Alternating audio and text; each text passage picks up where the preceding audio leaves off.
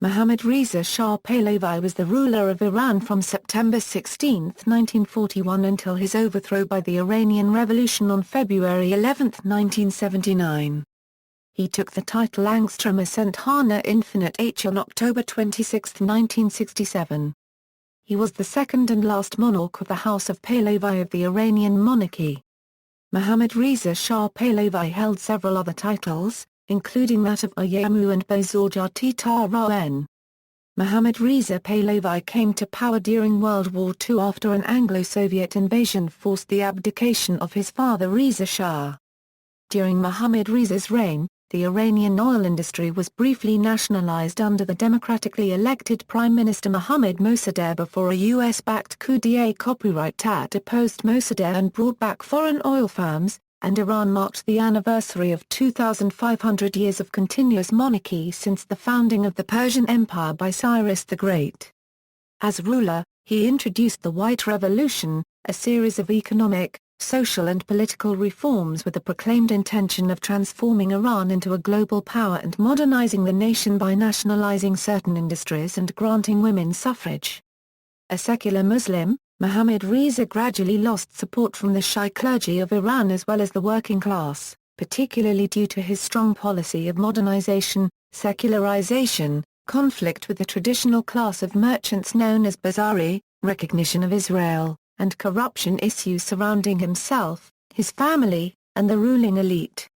Various additional controversial policies were enacted, including the banning of the Communist Hadi Party, and a general suppression of political dissent by Iran's intelligence agency, SAVAK. According to official statistics, Iran had as many as 2,200 political prisoners in 1978, a number which multiplied rapidly as a result of the revolution. Several other factors contributed to strong opposition to the Shah among certain groups within Iran, the most notable of which were United States and UK support for his regime, clashes with Islamists and increased communist activity.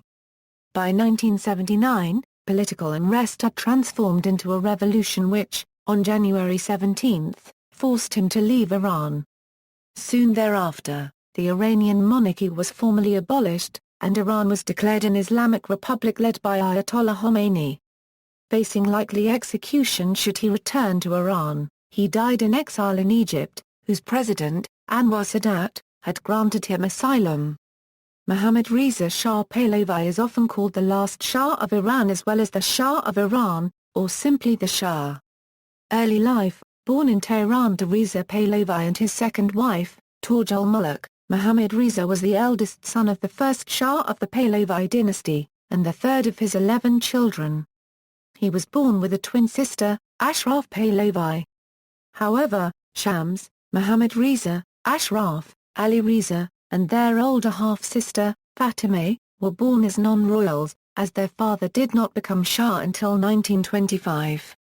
Nevertheless, Reza Shah was always convinced that his sudden quirk of good fortune had commenced in 1919 with the birth of his son who was dubbed Khishadam. By the time Mohammad Reza turned 11, his father deferred to the recommendation of Abdel Hossein Tamertash to dispatch his son to Institut La Rosée, a Swiss boarding school, for further studies.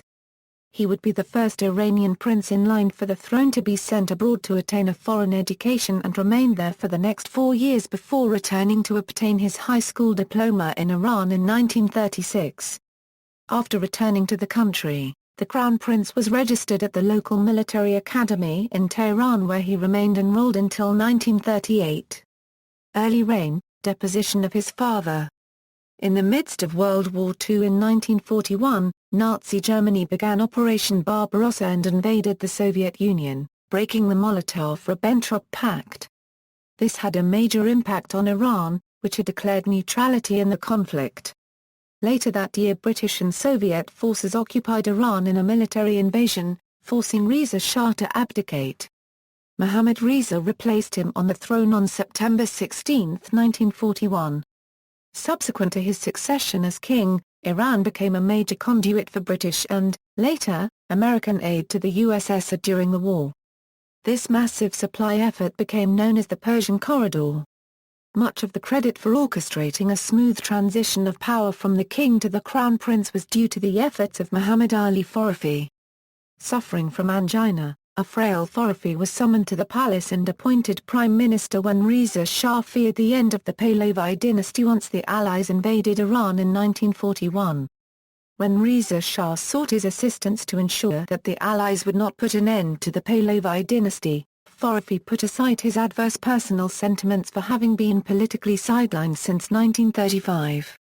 The Crown Prince confided in amazement to the British minister that Farah hardly expected any son of Reza Shah to be a civilized human being, but Farah successfully derailed thoughts by the Allies to undertake a more drastic change in the political infrastructure of Iran. A general amnesty was issued 2 days after Mohammad Reza Shah's accession to the throne on September 19, 1941. All political personalities who had suffered disgrace during his father's reign were rehabilitated, and the forced unveiling policy inaugurated by his father in 1935 was overturned. Despite the young king's enlightened decisions, the British minister in Tehran reported to London that the young Shah received a fairly spontaneous welcome on his first public experience, possibly rather, due to relief at the disappearance of his father than to public affection for himself. Despite his public professions of admiration in later years, Mohammad Reza had serious misgivings about not only the coarse and roughshod political means adopted by his father, but also his unsophisticated approach to the affairs of the state. The young Shah possessed a decidedly more refined temperament, and among the unsavory developments that would haunt him when he was king were the political disgrace brought by his father on Taimurtash, the dismissal of Farah by the mid-1930s, and Ali Akbar Davar's decision to commit suicide in 1937. An even more significant decision that cast a long shadow was the disastrous and one-sided agreement his father had negotiated with APOC in 1933, one which compromised the country's ability to receive more favorable returns from oil extracted from the country. Oil nationalization and the 1953 coup. By the early 1950s, the political crisis brewing in Iran commanded the attention of British and American policy leaders. In 1951, Mohammad Mosaddegh was appointed prime minister and committed to nationalizing the Iranian petroleum industry controlled by the Anglo-Persian Oil Company. Under the leadership of Mossadegh's democratically elected nationalist movement, the Iranian parliament unanimously voted to nationalize the oil industry, thus shutting out the immensely profitable Anglo-Iranian Oil Company, which was a pillar of Britain's economy and provided it political clout in the region. At the start of the confrontation, American political sympathy was forthcoming from the Truman administration. In particular, Mossadegh was buoyed by the advice and counsel he was receiving from American ambassador in Tehran, Henry F. Grady. However, eventually American decision-makers lost their patience, and by the time a Republican administration came to office, fears that communists were poised to overthrow the government became an all-consuming concern. Shortly prior to the 1952 presidential election in the United States, the British government invited CIA agent Kermit Roosevelt, Jr., to London to propose collaboration on a secret plan to force Mossadegh from office. This would be the first of 3 regime change operations led by Allen Dulles. Under the direction of Kermit Roosevelt, Jr., a senior Central Intelligence Agency officer and grandson of former U.S. President Theodore Roosevelt, the American CIA and British Secret Intelligence Service funded and led a cover operation to depose Mossadegh with the help of military forces disloyal to the democratically elected government. Referred to as Operation Ajax, the plot hinged on orders signed by Mohammad Reza to dismiss Mossadegh as prime minister and replace him with General Fazlullah Zahedi, a choice agreed on by the British and Americans. Despite the high-level coordination and planning, the coup initially failed, causing the Shah to flee to Baghdad, and then to Rome. After a brief exile in Italy, he returned to Iran, this time through a successful second attempt at a coup. A deposed Mossadegh was arrested and tried. The king intervened and commuted the sentence to 1.5 years. Zahedi was installed to succeed Mossadegh. Before the first attempted coup, the American embassy in Tehran reported that Mossadegh's popular support remained robust. The prime minister requested direct control of the army from the Mali. Given the situation, alongside the strong personal support of conservative leader Anthony Eden and Prime Minister Winston Churchill for covert action, the American government gave the go-ahead to a committee, attended by the Secretary of State John Foster Dulles, Director of Central Intelligence Allen Dulles, Kermit Roosevelt, Henderson, and Secretary of Defense Charles Erwin Wilson. Kermit Roosevelt returned to Iran on July 13, 1953, and again on August 1, 1953, in his first meeting with the king. A car picked him up at midnight and drove him to the palace. He lay down on the seat and covered himself with a blanket as guards waved his driver through the gates. The Shah got into the car and Roosevelt explained the mission. The CIA bribed him with $1 million in Iranian currency, which Roosevelt had stored in a large safe a bulky cash, given the exchange rate at the time of 1,000 rial to $15. The Communists staged massive demonstrations to hijack Mossadegh's initiatives. The United States actively plotted against him. On August 16, 1953, the right wing of the army attacked. Armed with an order by the Shah, it appointed General Fazlollah Zahedi as Prime Minister. A coalition of mobs and retired officers close to the palace executed this coup d'état. They failed dismally and the Shah fled the country in humiliating haste. Even Etlort, the nation's largest daily newspaper, and its pro-Shah publisher, Abbas Masudi, were against him. During the following 2 days, the Communists turned against Mossadegh. Opposition against him grew tremendously. They roamed Tehran, raising red flags and pulling down statues of Reza Shah. This was rejected by conservative clerics like Kashani and National Front leaders like Hossein Makki, who sided with the king. On August 18, 1953, Mossadegh defended the government against this new attack. Tudeh partisans were clubbed and dispersed. The Tudeh party had no choice but to accept defeat. In the meantime, according to the CIA plot, Zahedi appealed to the military, and claimed to be the legitimate prime minister and charged Mossadegh with staging a coup by ignoring the Shah's decree. Zahedi's son Ardashir acted as the contact between the CIA and his father. On August 19, 1953, pro-Shah partisans bribed with $100,000 in CIA funds finally appeared and marched out of South Tehran into the city center, where others joined in. Gangs with clubs, knives, and rocks controlled the streets, overturning Tudeh trucks and beating up anti-Shah activists. As Roosevelt was congratulating Zahedi in the basement of his hiding place, the new prime minister's mobs burst in and carried him upstairs on their shoulders. That evening, Henderson suggested to Ardashir that Mossadegh not be harmed. Roosevelt gave Zahedi $900,000 left from Operation Ajax funds. U.S. actions further solidified sentiments that the West was a meddlesome influence in Iranian politics. In the year 2000, reflecting on this notion, U.S. Secretary of State Madeleine K. Albright stated, "In 1953 the United States played a significant role in orchestrating the overthrow of Iran's popular Prime Minister, Mohammad Mosaddegh. The Eisenhower administration believed its actions were justified for strategic reasons. But the coup was clearly a setback for Iran's political development. And it is easy to see now why many Iranians continue to resent this intervention by America in their internal affairs." Mohammad Reza Pahlavi returned to power, but never extended the elite status of the court to the technocrats and intellectuals who emerged from Iranian and Western universities. Indeed, his system irritated the new classes, for they were barred from partaking in real power. Assassination attempts. Mohammad Reza Pahlavi was the target of at least 2 unsuccessful assassination attempts. On February 4, 1949, he attended an annual ceremony to commemorate the founding of Tehran University. At the ceremony, Fakhrri fired 5 shots at him at a range of 10 feet. Only one of the shots hit the king, grazing his cheek. Fakhrri was instantly shot by nearby officers.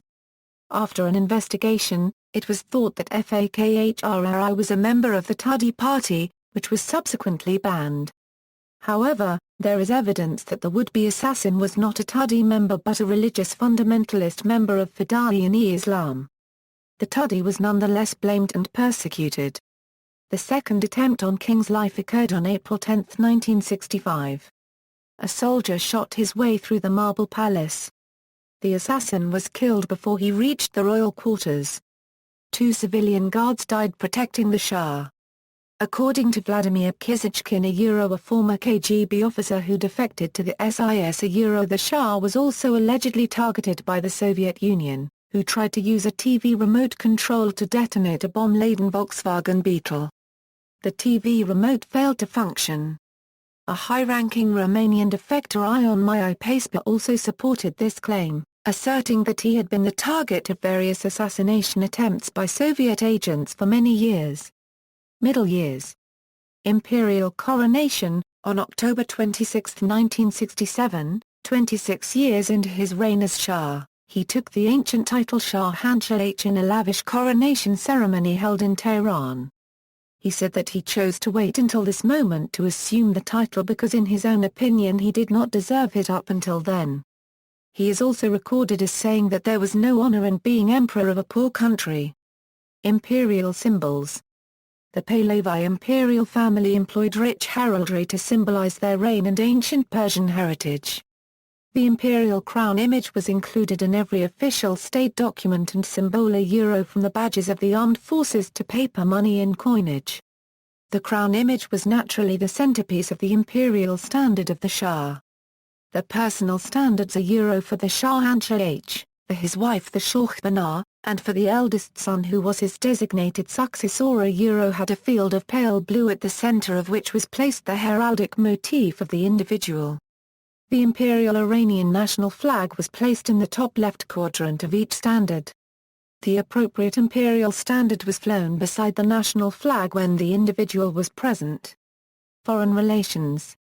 Mohammad Reza Shah supported the Yemeni royalists against republican forces in the Yemen civil war and assisted the Sultan of Oman in putting down a rebellion in Dofa.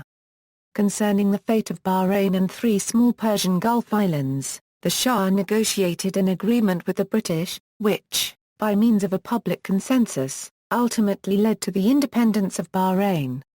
In return, Iran took full control of Greater and Lesser Tumbs and Abu Musa in the Strait of Hormuz, 3 strategically sensitive islands which were claimed by the United Arab Emirates. During this period, the Shah maintained cordial relations with the Persian Gulf states and established close diplomatic ties with Saudi Arabia. Relations with Iraq, however, were often difficult due to political instability in the latter country. Mohammad Reza Pahlavi was distrustful of both the socialist government of Abd al-Karim Qasim and the Arab nationalist Ba'ath Party. In April 1969, he abrogated the 1937 Iranian-Iraqi Treaty over control of the Shatt el-Arab, and as such, Iran ceased paying tolls to Iraq when its ships used the Shatt el-Arab. He justified his move by arguing that almost all river borders all over the world ran along the Thalweg, and by claiming that because most of the ships that used the Shatt el-Arab were Iranian, the 1937 treaty was unfair to Iran. Iraq threatened war over the Iranian move, but when on April 24, 1969 an Iranian tanker escorted by Iranian warships sailed down the Shatt el-Arab, Iraq being the militarily weaker state did nothing. The Iranian abrogation of the 1937 treaty marked the beginning of a period of acute Iraqi-Iranian tension that was to last until the Algiers Accords of 1975. He financed Kurdish separatist rebels, and to cover his tracks, armed them with Soviet weapons which Israel had seized from Soviet-backed Arab regimes, and then handed over to Iran at the Shah's behest. The initial operation was a disaster, but the Shah continued attempts to support the rebels and weaken Iraq. Then in 1975, the countries signed the Algiers Accord, which granted Iraq equal navigation rights in the Shatt el-Arab River, while Mohammad Reza Pahlavi agreed to end his support for Iraqi Kurdish rebels. The Shah also maintained close relations with King Hussein of Jordan, Anwar Sadat of Egypt, and King Hassan II of Morocco. The Shah's diplomatic foundation was the United States' guarantee that they would protect him, which was what enabled him to stand up to larger enemies. While the arrangement did not preclude other partnerships and treaties, it helped to provide a somewhat stable environment in which Pahlavi could implement his reforms. Another factor guiding Pahlavi in his foreign policy was his wish for financial stability which required strong diplomatic ties. A third factor in his foreign policy was his wish to present Iran as a prosperous and powerful nation. This fueled his domestic policy of westernization and reform. A final component was his promise that communism could be halted at Iran's border if his monarchy was preserved. By 1977, the country's treasury, Pahlavi's autocracy, and his strategic alliances seemed to form a protective layer around Iran. In July 1964, the Shah, Turkish President Cemal Gurwan Rsel and Pakistani President Ayub Khan announced in Istanbul the establishment of the Regional Cooperation for Development Organization to promote joint transportation and economic projects. It also envisioned Afghanistan's joining sometime in the future. The Shah of Iran was the first regional leader to recognize the State of Israel as a de facto state, although when interviewed on 60 Minutes by reporter Mike Wallace, he criticized American Jews for their presumed control over U.S. media and finance. Modernization and evolution of government. With Iran's great oil wealth, the Shah became the preeminent leader of the Middle East, and self-styled guardian of the Persian Gulf. In 1961, he defended his style of rule, saying, "When Iranians learn to behave like Swedes, I will behave like the King of Sweden." During the last years of his government, the Shah's government became more centralized. In the words of a U.S. Embassy dispatch, the Shah's picture is everywhere. The beginning of all film showings in public theaters presents the Shah in various regal poses accompanied by the strains of the national anthem. The monarch also actively extends his influence to all phases of social affairs. There is hardly any activity or vocation which the Shah or members of his family or his closest friends do not have a direct or at least a symbolic involvement. In the past, he had claimed to take a two-party system seriously and declared, "If I were a dictator rather than a constitutional monarch, then I might be tempted to sponsor a single dominant party such as Hitler organized." By 1975, he abolished the multi-party system of government in favor of a one-party state under the reഃzʒៈparty. Mohammad Reza Shah's own words on its justification was, "We must straighten out Iranians' ranks. To do so, we divide them into two categories, those who believe in monarchy, the constitution and the Sixth Bahman Revolution, and those who don't. A person who does not enter the new political party and does not believe in the three cardinal principles will have only two choices. He is either an individual who belongs to an illegal organization, or is related to the outlawed Tudeh party, or in other words a traitor. Such an individual belongs to an Iranian prison, or if he desires he can leave the country tomorrow, without even paying exit fees.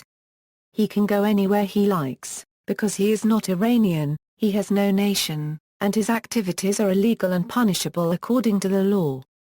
In addition, the Shah had decreed that all Iranian citizens and the few remaining political parties become part of reഃzʒៈ.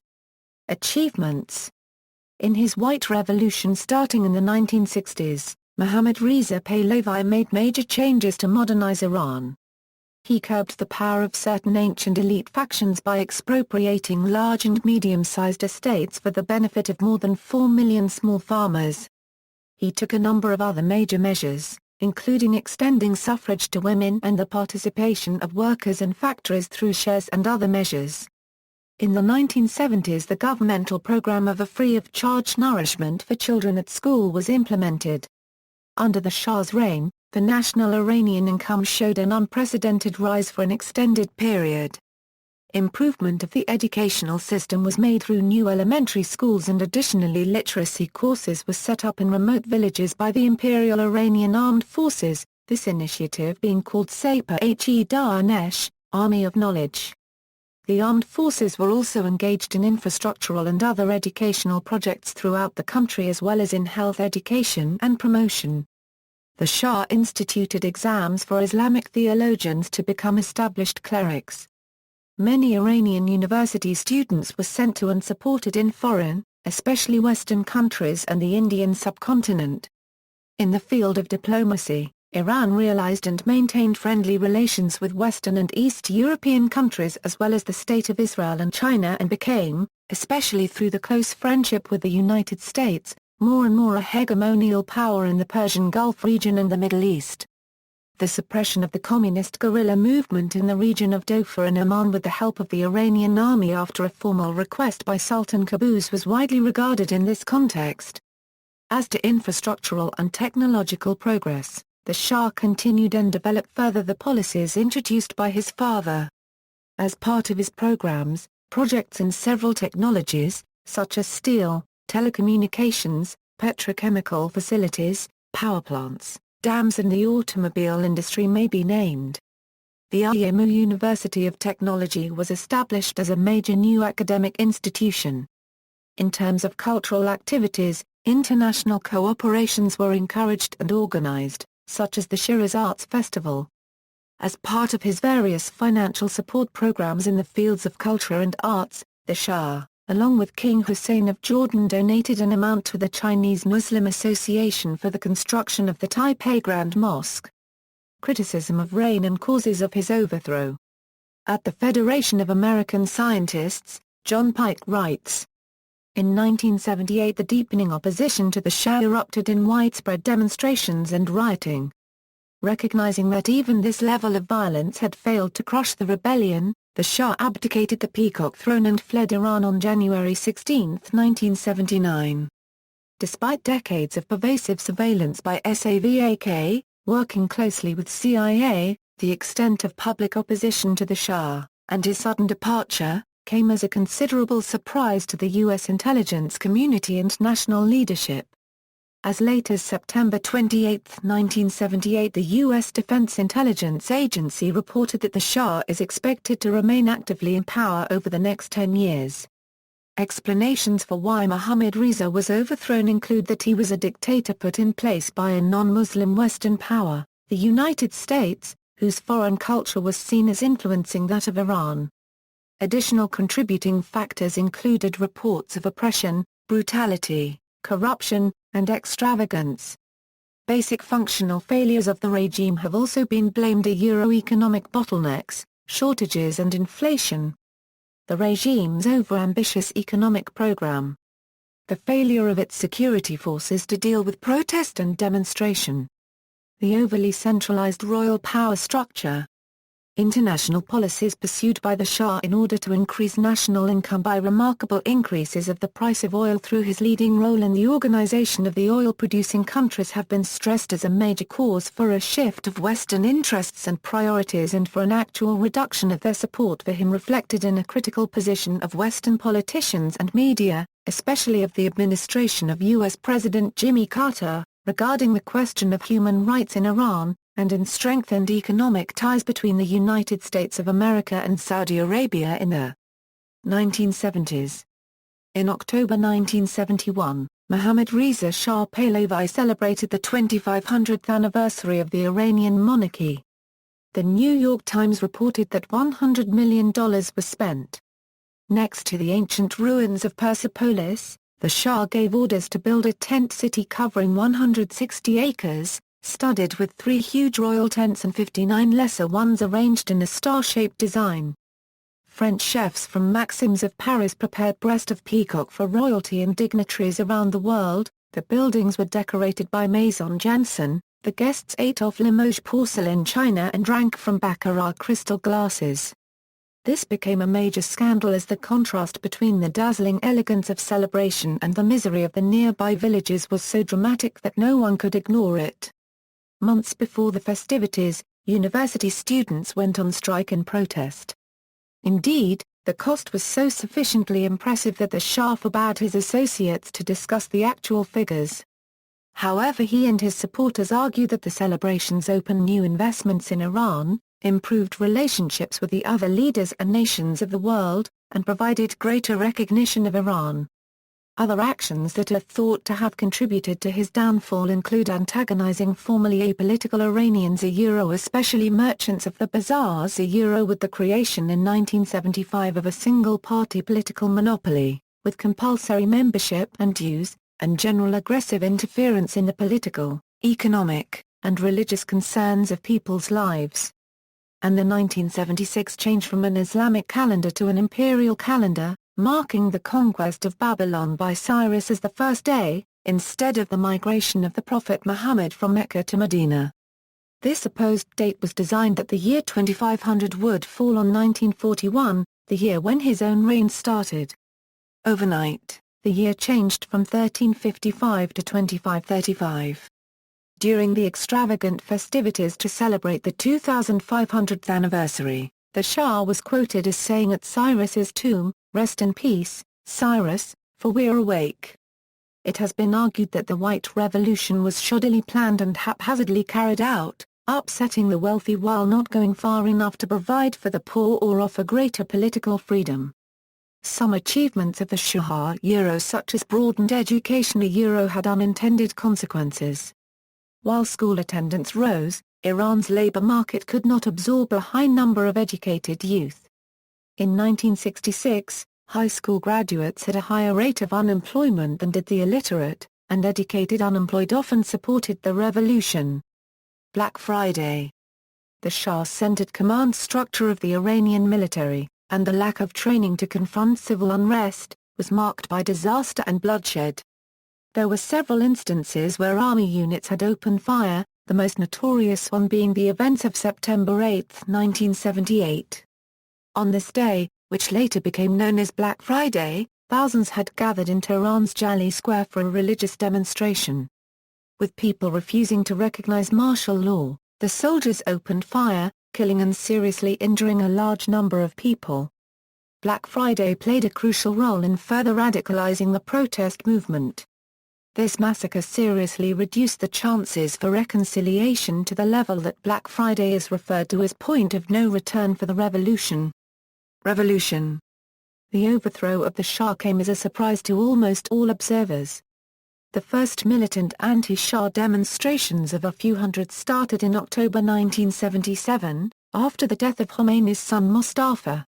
A year later strikes were paralyzing the country, and in early December a total of 6 to 9 million more than 10% of the counter marched against the Shah throughout Iran. On October 2, 1978, the Shah declared and granted an amnesty to dissidents living abroad, including Ayatollah Khomeini. On January 16, 1979, he made a contract with Farah and left Iran at the behest of Prime Minister Shah Pahlavi, who sought to calm the situation. Spontaneous attacks by members of the public on statues of the pæhlæʻviः followed, and within hours, almost every sign of the Pahlavi dynasty was destroyed.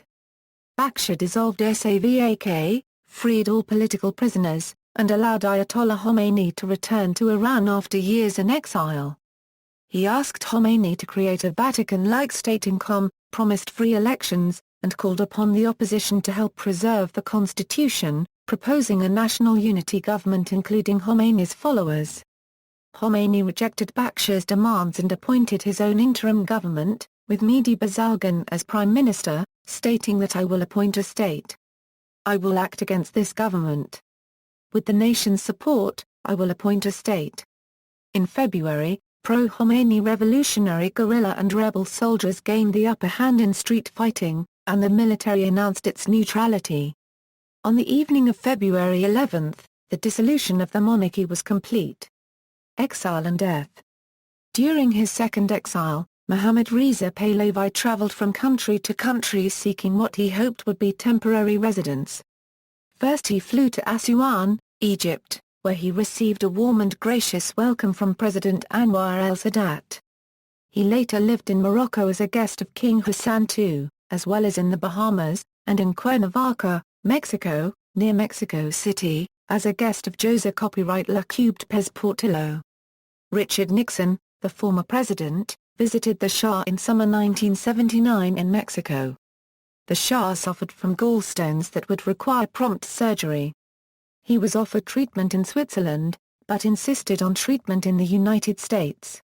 On October 22, 1979, President Jimmy Carter reluctantly allowed the Shah into the United States to undergo surgical treatment at the New York Weill Cornell Medical Hospital. While in Cornell Medical Center, Mohammad Reza Shah Pahlavi used the name David D. Nizam as his temporary code name, without Nizam's knowledge.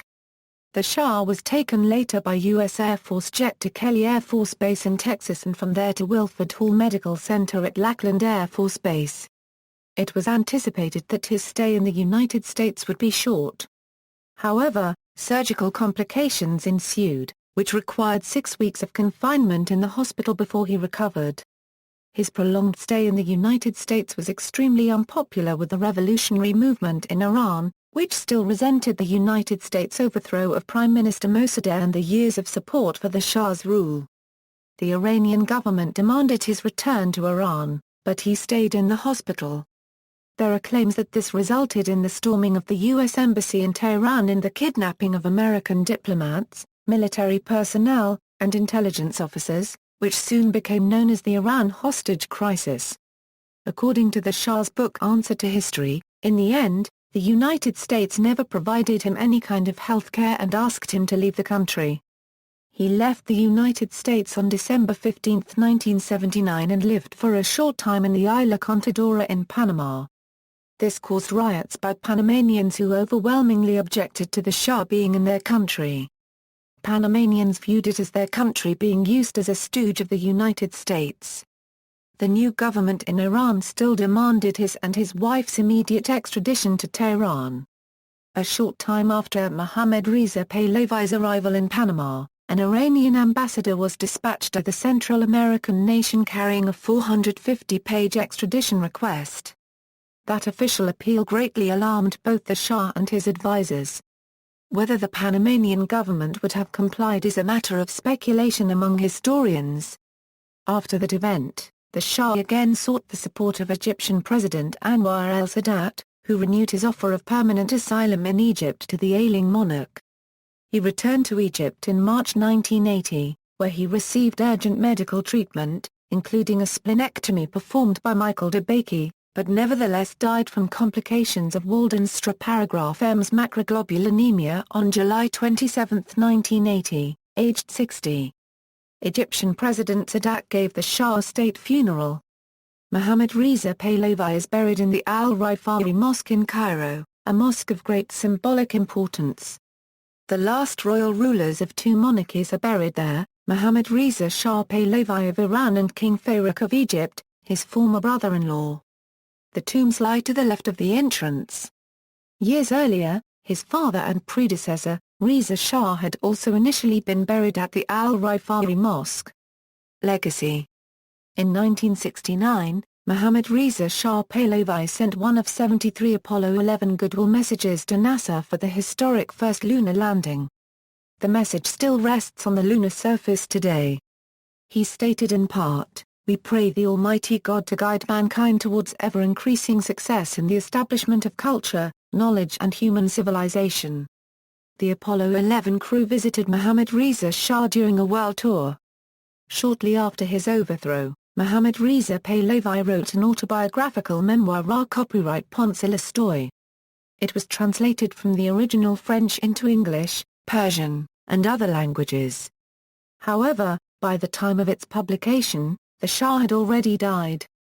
The book is his personal account of his reign and accomplishments, as well as his perspective on issues related to the Iranian Revolution and Western foreign policy toward Iran.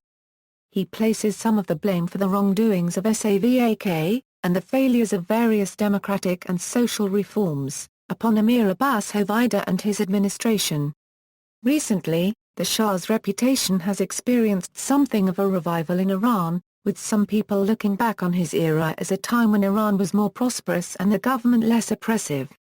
Journalist Afshin Molavi reported that some members of the uneducated poor traditionally core supporters of the revolution that overthrew the Shah were making remarks such as, "God bless the Shah's soul, the economy was better then," and found that books about the former Shah sell briskly, while books of the rightly guided path sit idle.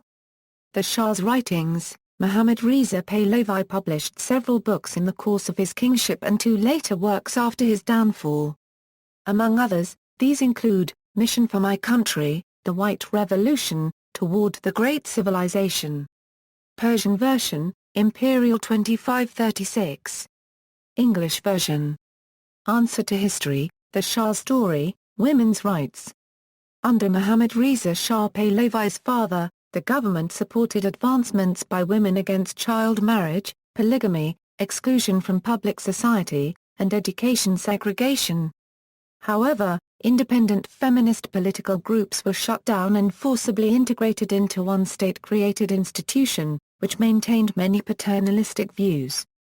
Despite substantial opposition from Shiite religious jurists, the Iranian feminist movement, led by activists such as Fatma Sarey, achieved further advancement under Mohammad Reza Pahlavi.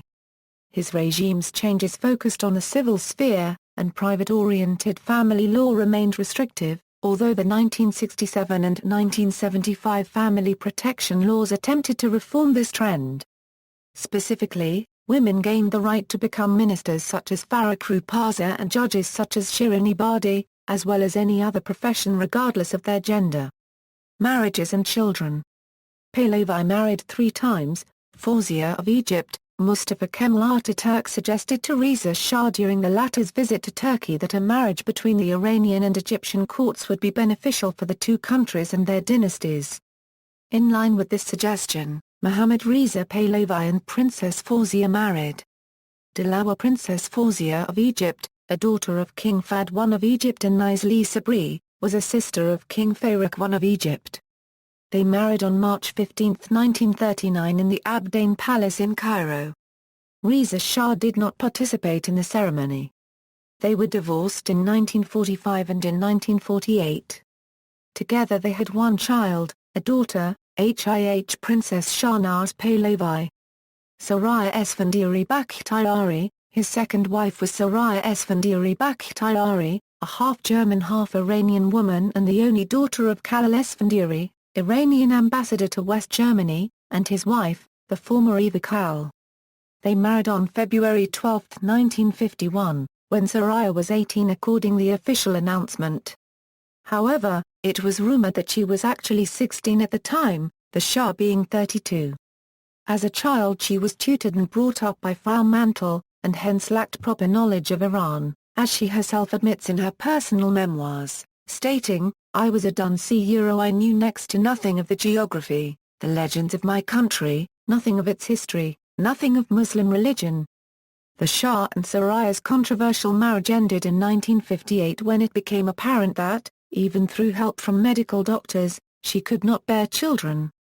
Soraya later told the New York Times that the Shah had no choice but to divorce her, and that he was heavy-hearted about the decision.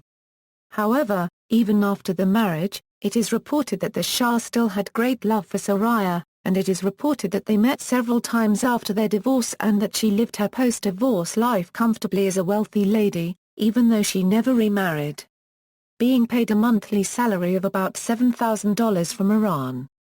Following her death in 2001 at the age of 69 in Paris, an auction of the possessions included a $3 million Paris estate, a 22.37-carat diamond ring and a 1958 Rolls-Royce. He subsequently indicated his interest in marrying Princess Maria Gabriella of Savoy, a daughter of the deposed Italian king, Umberto II. Pope John XXIII reportedly vetoed the suggestion. In an editorial about the rumors surrounding the marriage of a Muslim sovereign and a Catholic princess, the Vatican newspaper, L'Osservatore Romano, considered the match a grave danger, especially considering that under the 1917 Code of Canon Law a Roman Catholic who married a divorced person would be automatically, and could be formally, excommunicated. Farah Diba, Mohammad Reza Pahlavi married his third and final wife, Farah Diba, the only child of Sohrab Diba, captain in the Imperial Iranian Army, and his wife, the former Farah Diba. They were married in 1959, and Queen Farah was crowned Shah Banu, or Empress, a title created especially for her in 1967. Previous royal consorts had been known as Maliki, or Queen. The couple remained together for 21 years, until the Shah's death. Farah Diba bore him 4 children, Crown Prince Reza Pahlavi, heir to the now-defunct Iranian throne, Princess Farah Pahlavi, Prince Ali Reza Pahlavi, Princess Layla Pahlavi. Wealth. Mohammad Reza Pahlavi inherited the wealth built by his father Reza Shah, who preceded him as King of Iran and became known as the richest person in Iran during his reign. With his wealth estimated to be higher than 600 million reals and including vast amounts of land and numerous large estates especially in the province of Mazandaran obtained usually at a fraction of its real price. Reza Pahlavi, facing criticism for his wealth, decided to pass on all of his land and wealth to his eldest son Mohammad Reza in exchange for a sugar cube, known in Iran as habkardan. However, shortly after obtaining the wealth, Mohammad Reza was ordered by his father and then king to transfer $1 million Tuman or $500,000 to each of his siblings.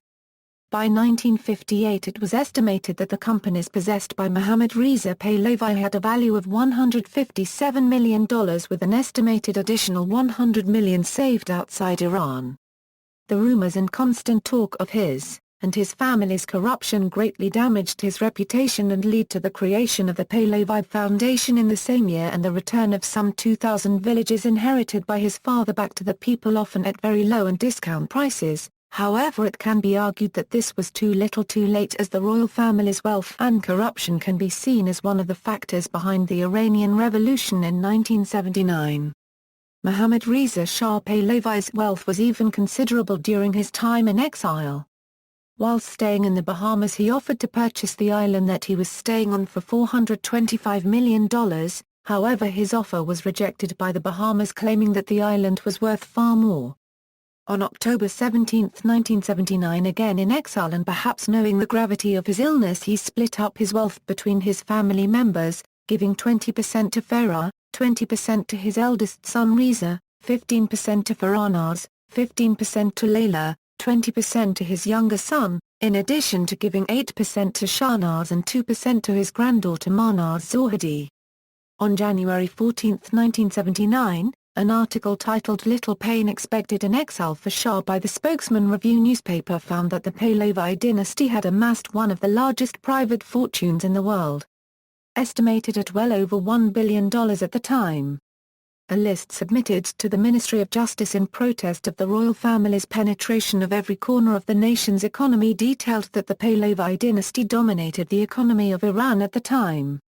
The list showed that the Pahlavi dynasty had interests in, amongst other things, 17 banks and insurance companies, including a 90% ownership in the nation's third-largest insurance company, 25 metal enterprises, 8 mining companies, 10 building materials companies, including 25% of the largest cement company, 45 construction companies, 43 food companies, and 26 enterprises in trade or commerce, including a share of ownership in almost every major hotel in Iran. According to another source, the Pahlavis owned 70% of the hotel capacity in the country at the time. Much of the Pahlavi dynasty fortune was required to be transferred to the Pahlavi Foundation, a charitable organization and the family's trust.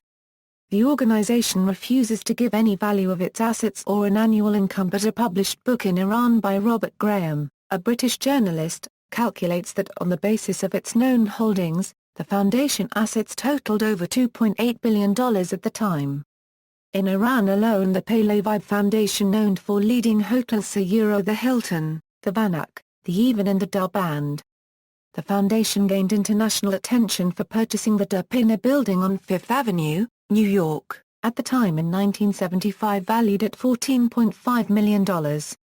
Such investment in a foreign market by the Pahlavi Foundation gained media attention because in order to do such foreign investment the foundation had to register as an American charitable foundation with the declared aim of using the rental to pay for Iranian students studying in America. The advantage of such charitable status was that the U.S. authorities could not investigate the books of the Pahlavi Foundation in Iran. Mohammad Reza Shah Pahlavi was also known for his interest in cars and had a personal collection of 140 classic and sports cars, including a Mercedes-Benz 500K Coupe, one of only 6 ever made. Honours: National Honours, Grand Cordon of the Order of the Crown of Persia, Grand Collar of the Order of Pahlavi of Persia, Foreign Honours, Collar of the Order of Muhammad Ali of Egypt, Knight Grand Cross of the Order of the Bath, Croix de Guerre with Palm of France, Grand Cordon of the Order of the Propitious Clouds of the Republic of China, Special Grade, Chief Commander of the Legion of Merit of the United States, Knight of the Order of the Golden Spurs of the Vatican, Royal Victorian Chain, Grand Cordon of the Order of the Zulfikar of Iran, Collar, of the Order of Hussein ibn Ali of Jordan, Grand Cordon of the Order of the Renaissance of Jordan, Order of the King Abdulaziz Decoration of Honor, First Class of Saudi Arabia, Grand Cordon of the Bundesverdienstpreis of West Germany, Grand Cordon of the Order of Merit of Lebanon, Grand Collar of the Order of the Yoke and Arrows of Spain, Grand Cross with Collar of the Order of Merit of the Republic of Italy, Grand Cordon of the Order of Idrisi of Libya, Collar of the Supreme Order of the Chrysanthemum of Japan, Knight of the Order of the Elephant of Denmark, Grand Cross of the Order of the Netherlands Lion, Order of Pakistan, First Class, Grand Star of the Decoration for Services to the Republic of Austria, Order of Urjaswi Rajanya of Nepal, Grand Cross of the Order of the Redeemer of Greece, Grand Cordon of the Order of Leopold of Belgium, Grand Cross with Collar of the Order of St. Olaf of Norway, Grand Collar and Chain of the Order of Solomon of Ethiopia, Grand Cordon of the Order of the Supreme Son of Afghanistan, Grand Cordon of the Order of the Nile of Egypt, Grand Cordon of the Order of the Liberator General San Martin of Argentina, Grand Cordon with Collar of the Order of Independence of Tunisia, Grand Collar of the Order of the Southern Cross of Brazil, Grand Cordon of the Order of Mohammed of Morocco, Order of Al-Khalifa of Bahrain, Order of Independence of Qatar, Order of the Badia Chain of Saudi Arabia, Order of the Chain of Honor of the Sudan, Order of the Flag with Diamonds Hungary, Grand Cordon of the Grand Star of Yugoslavia, Collar of the Order of the Seraphim of Sweden, Order of the Crown of the Realm, Knight of the Order of the Royal House of Chakri of Thailand, Commander Grand Cross of the Order of the Lion of Finland, Military Order of Oman, First Class, Grand Collar of the Order of Charles III of Spain, Collar of the Order of the Aztec Eagle of Mexico, Grand Cross of the Order of the White Lion, First Class with Collar of Czechoslovakia, Gallery. See also: History of Iran, Human Rights in the Pahlavi Dynasty, Mediterranean and Middle East Theatre, Monarchism in Iran, National Car Museum of Iran, showcases the cars of Mohammad Reza Pahlavi, Norman Schwarzkopf, Senior Nuclear Program of Iran, Tehran Conference, Trans-Iranian Railway, References. Further reading: Eve Bhamati, Hukang Nahavandi, Mohammad Reza Pahlavi, Ladurnia Shah, 1919–1980, 620 pages, Editions Perrin, Paris, 2013, ISBN 2262035,873, Abbas Milani. The Shah, 488 pages. Scholarly biography, Mohammad Reza Pahlavi, Answer to History, Stein and Day Pub, 1980, ISBN 0-8128-2755-4. Mohammad Reza Pahlavi, The Shah's Story, M. Joseph, 1980, ISBN 0-7181-1944-4. Farah Pahlavi, An Enduring Love, My Life with the Shah, a Memoir, Miramax Books, 2004, ISBN 1-4013-5209-X. Stephen Kinzer, All the Shah's Men, An American Coup and the Roots of Middle East Terror, John Wiley & Sons, 2003, ISBN 0-471-26517-9, William Shawcross, The Shah's Last Ride, The Death of an Ally, Touchstone, 1989, ISBN 0-671-68745-X. Ardeshir Zahedi, The Memoirs of Ardeshir Zahedi, Ibex, 2005, ISBN 1-58814-038-5. Armin Sayakal, The Rise and Fall of the Shah, 1941–1979. Angus and Robertson, ISBN 0-207-14412-5. David Harris, The Crisis, The President, The Prophet, and the Shah, 1979 and the Coming of Militant Islam. New York, Little, Brown and Colorado, 2004. ISBN 0-316-32394-2. Capueski, Risad. Shah of Shahs. Vinage. ISBN 0-679-73801-0. Ali Mansari, Modern Iran Since 1921. ISBN 0-582-35685-7. Ahmad Ali Mez Saud Ansari, Me and the Pæhlæʻviː, 1992, History of Iran, a short account of the 1953 coup. Iran-chamber.com, external links, Liberation, a major motion picture about the Shah of Iran on YouTube, Irannegger.com, video archive of Mohammad Reza Pahlavi, video, I Knew Shah on YouTube, interview with Mike Wallace on YouTube, Iranian.com, ISNA interview with Dr. Mahmoud Kashani Iranian.com, Mosaddegh saved the Shah, by Farah Diba, NightTimes.com, James Risen, Secrets of History, the CIA.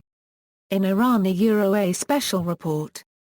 How a plot convulsed Iran in '53. The New York Times, April 16, 2000. Stephen Fleischman.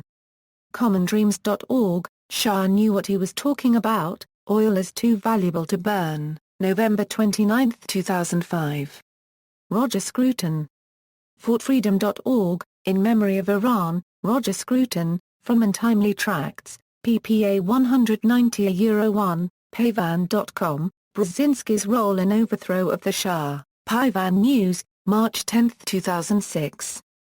Iranian.com, Free Elections in 1979, My Last Audience with the Shah, Farah Diba, The Iranian.